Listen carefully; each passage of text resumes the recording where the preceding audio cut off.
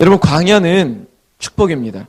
오늘 여러분들이 손에 들고 있는 이 그림처럼 인생의 광야길에서 우리는 하나님을 만나게 되는 겁니다.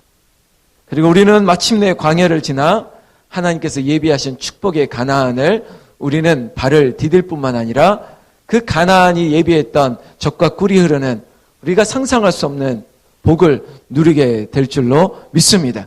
오늘 우리가 이 광야, 우리 홍은제일교회의 광야, 내 인생의 광야, 이 광야가 우리에게는 복의 도구가 되고 그리고 과정이 되기를 주의 이름으로 축원합니다. 여러분 둘러보십시오. 한 30여 명 넘게 모이셨는데 여러분 숫자가 중요한 것 아니라고 할지라도 중요합니다. 여러분 아이들 데리고 나와야 돼요. 그리고 남편 데리고 나와야 되고 옆에 우리 교인들 분명히 누구 얼굴이 더 나와도 될 것 같은데 없는 사람들 연락하셔야 됩니다. 그리고 이럴 때는 약간 압력을 넣으셔야 돼요. 아니 새해를 시작하는데 기도 안 하고 그렇게 교만할 수 있습니까? 여러분 이 시작함에 있어서 기도 안 하고 그렇게 버틸 수 있습니까? 저는 어제 떨려가지고 잠이 안 와가지고 저는 어제 집에서 또 이 컨테이너 박스까지 걸어서 오고 한번 갔거든요. 걸어오고 가면서 이런 순서지 만들면서 하나님께서 이 과정 가운데도 분명히 복을 주실 줄로 믿습니다. 그리고 제가 발을 딛는 곳들마다 하나님 구원받는 성도가 꼭 만나지는 역사 있게 하여 주시옵소서. 제가 지나갈 때 유진상가 그냥 안 지나가거든요. 1001 안경점 지나갈 때 하나님 이 집안에 이 사장님도 교회 나오게 해주십시오. 이 가게가 잘 될 줄로 믿습니다. 제가 그러고 지나가고 있거든요. 그냥 안 지나가요. 여러분. 그리고 저기 앞에 있는 김어련 집사님 저 불 켜 있는 집 볼 때마다 하나님 저 집에 하나님께서 복을 주시옵소서. 제가 그렇게 기도하거든요. 여러분 항상 이 주변에 하나님께서 복을 주시는 이 홍은제일교회 때문에 복을 받는 역사가 있기를 주의 이름으로 축원합니다. 여러분 광야는 축복이라고 말씀드렸는데 이유는 하나님께서 광야를 주셨기 때문입니다. 왜 복이냐라고 말하면 아주 단순합니다. 하나님께서 내몰았기 때문에 복입니다. 홍은제일교회에 이렇게 몰린 것은 하나님께서 하신 것이라고 생각하면 불평하지 말고 복입니다 라고 믿으면 될 줄 믿습니다. 아무리 고단해도 그것은 축복입니다. 왜냐하면 광야를 통해서 겸손해지기 때문입니다. 이 광야길을 통해서 낮아지기 때문입니다. 그리고 이 광야길을 통해서 하나님의 음성을 듣지 않으면 살 수 없다라고 하는 순종을 배울 수 있기 때문에 이 광야가 축복이 될 줄로 믿습니다. 광야를 걸으면서 우리는 배고픔을 느낍니다. 광야를 지나면서 목마름을 느낍니다. 아니 광야를 지나면 생사를 심각하게 생각해야 되는 그런 고민이 생기기 때문에 그게 은혜가 될 줄로 믿습니다. 그리고 광야는 하나님만 바라볼 수밖에 없기 때문에 축복의 자리입니다. 뭘 바라보겠습니까? 광야는 오직 하나님만 바라보게 하는 것이에요. 그리고 광야에서 하나님이 만져주시고 하나님께서 만나로 그리고 메추라기로 하나님께서 반석을 쳐서 물을 쏟게 하시는 하나님께서 배고픔과 목마름을 그리고 하나님께서 친히 불기둥과 구름기둥으로 친히 만져주심을 경험하는 것이기 때문에 이 광야가 축복일 줄로 믿습니다. 이 광야를 통해서 우리는 성숙해지는 것이죠. 이 아픔과 고달픔을 통해서 우리는 성숙해지는 것이에요. 사랑하는 홍은제일교회 새벽을 깨우는 여러분들, 올 한 해가 여러분들이 꽃길이 아니라 광야길이라면 그 길을 통해서 우리는 복을, 축복을 누리게 될 줄로 믿습니다.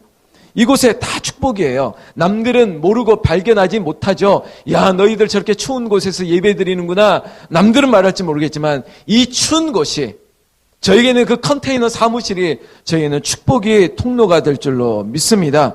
전혀 경험하지 못한 축복, 누리지도 못했던 축복, 전무후무한 이전에도 앞으로도 누리지 못할 축복이 이 새벽에 신년 특별 기도 집회 가운데 나흘간의 집회 가운데 우리에게 넘치게 될 줄로 믿습니다. 오늘은 특별히 첫 번째 이 단물의 축복입니다.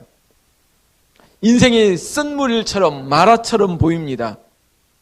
그러나 하나님께서 먹을 물이 없을 때 3일 만에 3일 동안 헤매고 다녔는데 마침내 물을 발견했는데 그 물이 마라와 같은 쓴물이라고 생각할 때 얼마나 허무하겠습니까? 아니 짜증나겠죠. 그리고 화가 나는 겁니다. 우리가 이렇게 3일 동안 고생을 하고 마침내 물을 얻었는데 이 물이 마시지 못하는 쓴물이라고 한다면 오히려 더 좌절감이 크다는 겁니다. 하나님 너무하시네요. 물을 주셔야지. 쓴물이 뭡니까? 쓴물이. 여러분 이 사흘길 동안 걸었을 때 하나님께 이렇게 아마 마음으로 기도했습니다. 하나님 마실 물을 좀 주세요. 우리가 죽을 것 같아요. 이런 기도하고 있다가 찾아왔던 응답이 내가 바라는 것이 아닐 때 우리는 답답하겠죠. 화가 나겠죠. 이 화를 하나님께 하지 못하고 오늘 성경에 보면 모세에게 하고 있습니다. 모세가 뭐가 잘못입니까?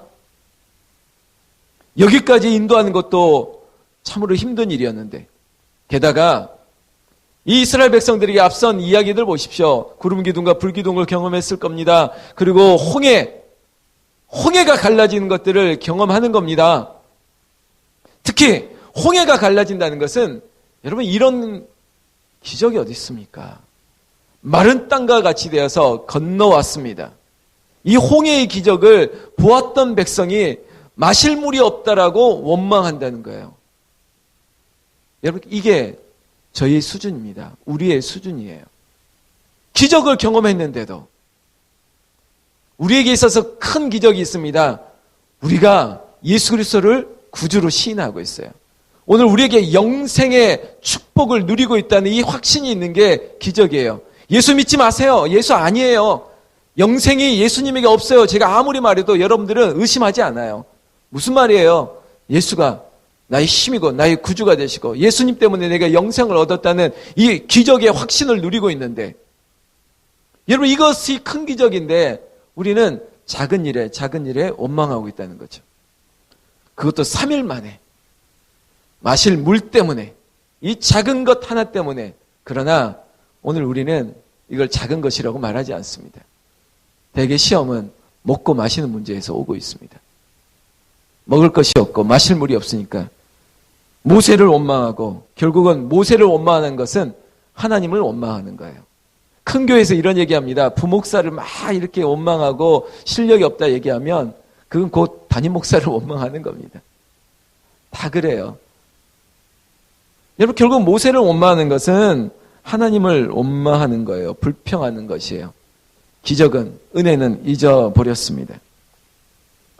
여러분 기적 다음에 고통이 올 수 있습니다. 기도원 가서 은혜 받았는데 내려오는 길에 시험 들 때 있지 않습니까? 집에 돌아갔는데 별거 아닌 것 때문에 다 쏟아붓는 적이 있습니다. 은혜 받고 쏟아붓는 이런 악순환이 아닌 축복 다음에 시험이 올 수 있지만 그러나 그 고통을 뛰어넘는 은혜가 우리에게 있음을 기억해야 될 줄로 믿습니다. 여러분 우리가 부족한 게 있어요? 그러면 부족함은 채워짐을 위한 거예요. 아 부족하구나. 그러면 하나님께서 채워주시기 위함이구나. 이렇게 믿으면 돼요. 그리고 하나님 기다리고 있다. 그럼 하나님께서 만나게 해주실 거구나 라고 믿으면 돼요. 여러분 고통은 축복을 위한 과정일 뿐입니다. 여러분 밤이 깊다고 너무 깊다고 생각하십니까? 그러면 새벽이 가까운 겁니다. 이제 곧 날이 밝아올 그런 과정인 것이죠. 목사님 요즘 저 너무나도 깊은 광야를 정말 깜깜한 터널을 지나가는 것 같다고요? 다 된 겁니다. 다 됐습니다. 걱정 마십시오. 이제 새벽이 밝아오고 이제 작은 불빛이 비춰지면서 여러분들에게 큰 정오의 빛과 같은 그런 통로가 여러분들에게 열리게 될 줄로 믿습니다. 여러분 오늘 우리에게 있어서 나도 불평할 수 있습니다. 특히 모세도요 불평할 수 있었을 겁니다. 아니 내가 너희들 때문에 라고 말할 수도 있겠죠. 물론 하나님께서 명령하셨지만 저렇게 불평하는 백성들 바라보면서 내가 누구 때문에 이렇게 고생하는데 라고 반문할 수 있었을 겁니다. 사실 모세도 대단한 혈기의 소유자입니다. 그가 궁전에서 애굽의 궁전에서 쫓겨날 때 왜 쫓겨났습니까? 왜 도망 나갔습니까? 같은 동족이 매 맞는 것을 보고 잊지 못해가지고 욱 하고 달려들어가지고 쳐 죽였지 않습니까? 그 정도로 혈기가 왕성했던 사람입니다. 그리고 이 사람은 왕궁에서 모든 정말 로얄 패밀리 같은 모든 것들을 다 경험했습니다. 다 가지고 있는 사람이에요. 근데 한순간에 40년 만에 다 잃어버렸어요. 어디로 내몰렸습니까? 광야로 내몰렸습니다. 그 40년의 광야 가운데 그 혈기도 죽고 그 욱하는 것도 죽고 그가 누렸던 문화적인 탐닉하는 모든 것들을 다 내려올 수 있었던 것도 광야였습니다. 여러분 스스로를 향해서 나를 보세요.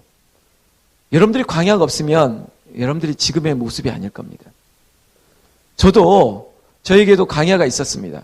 또 여전히 광야를 걷습니다. 그러나 이 광야를 통해서 저는 마치 재련되어지고 세공되어지고 그리고 담금질을 통해서 저는 하나님 손에 딱 쥐어지기 좋은 물맷돌이 되는 겁니다. 초라해 보일지라도. 여러분, 우리의 인생 가운데 이것들이 있다 할지라도 우리는 감사하면서 나를 하나님의 합한 자로 만들어 놓으시는 축복임을 믿으시기를 바랍니다. 여러분, 이 광야를 통해서 우리는 하나님께서 복을 주시는데요. 하나의 한 나무를 주십니다. 모세에게 명령해서 나무 하나 주면서 이 나무 가지를 저 마라 쓴물에 던져 넣으라. 반문할 수 있겠죠. 이 나무가 뭔데 도대체?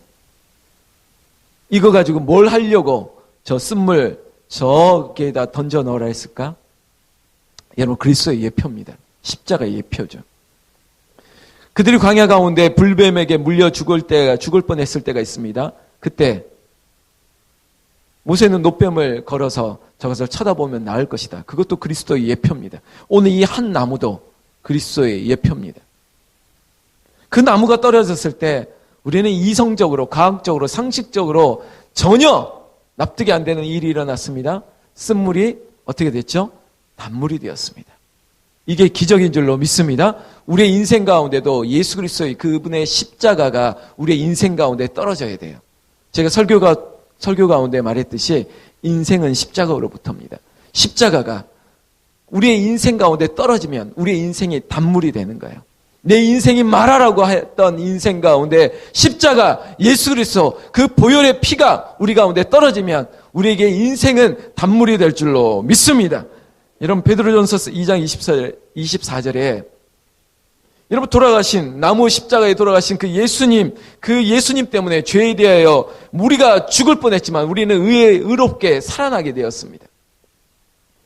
2018년도 우리의 1년의 인생 가운데 십자가 그 한 나무가 우리의 1년의 인생 가운데 떨어지기를 나는 주의 이름으로 축원합니다. 오늘 새벽을 깨우는 여러분들의 인생 가운데 이 십자가가 떨어지기를 원합니다. 그 십자가로 말미암아 우리의 쓴물이, 우리의 마라가 단물이 되어지는 역사가 있기를 주의 이름으로 축원합니다. 이 단물, 이 십자가는 마치 마르지 않는 생수와 같은 거예요.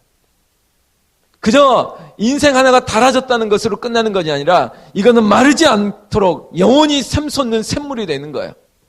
하나님께서 예수 그리스도 통해서 우리에게 영생을 공급하듯이 우리의 인생 가운데 부족할 때마다 어디서 퐁퐁퐁 튀어나오는 그런 샘물이 우리의 인생 가운데 될 줄로 믿습니다. 여러분, 이 단물은 우리를 치료하는 양약이 되었습니다. 오늘 성경 말씀에도 그 어떤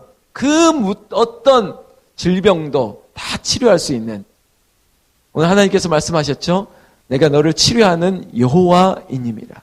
여러분, 이 십자가를 의지할 때 오늘 우리가 이 새벽에 기도하는 여러분들에게 그 어떤 질병도 어떤 약함도 떠나가는 치료하는 여호와, 그 여호와 라파의 기적이 여러분들에게 있기를 주의 이름으로 축원합니다.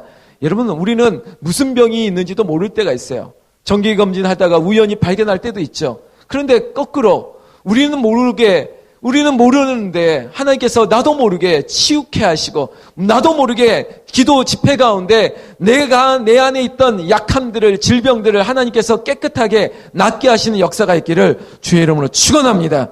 우리는 이 광야에 살면서 오늘 여전히 꽃길이 아니라 광야를 지나가는 것 같고 오늘도 새벽기도 끝나고 돌아가는 그 현장이 여전히 광야이라고 말할지라도 그 광야에 여러분 혼자 내버려 두지 않습니다. 하나님께서 함께 하십니다. 오늘 그림에 나타나는 것처럼 이 광야의 데저트, 이 사막을 발자국 하나, 네 발자국 있는 것 같지만 여러분, 이 발자국의 비유 이야기 있지 않습니까? 왜 하나님 저 혼자 이렇게 걸어가게 내버려 두셨어요? 저 뒤에 발자국 보니까 네 발자국밖에 없는데 하나님 어디 가신 거예요? 하나님이 반문하시죠. 내가 너를 업고 갔는데 무슨 말을 하고 있느니? 네가 힘들까 봐 내가 너를 업고 간 발자국인데 너 혼자 걸었다니. 여러분, 광야길을 걷더라도 혼자 걷는 것이 아닙니다. 여러분들 불평하고 원망하지 마십시오. 여러분들을 살리려고. 여러분 외로울까 봐, 너 무서울까 봐, 두려울까 봐 친히 우리 성령께서 우리를 업고, 우리 주님께서 나를 업고, 우리 여호와께서 나를 업고 이 광야길을 함께 가심을 믿으시기를 주의 이름으로 축원합니다. 여러분들 오늘도 그렇게 하나님과 함께 갈 줄로 믿습니다. 찬양 드리겠습니다.